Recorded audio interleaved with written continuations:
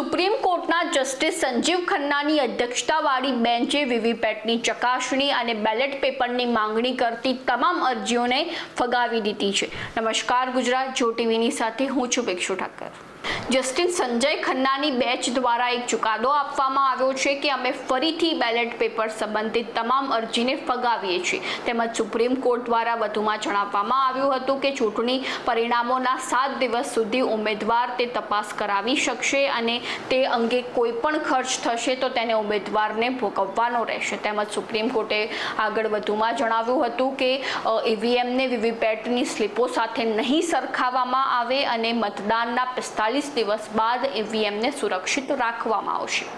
Supreme કોર્ટે સૂચન કર્યું છે કે ભવિષ્યમાં ચૂંટણી પંચે વીવીપેટ પર બારકોડ પર વિચાર કરવો જોઈએ, કારણ કે વીવીપેટ એક સ્વતંત્ર વોટ વેરિફિકેશન સિસ્ટમ છે અને બારકોડથી ખ્યાલ આવશે કે તમારો મત તે જ વ્યક્તિને ગયો છે જે વ્યક્તિને તમે વોટ નાખ્યો છે।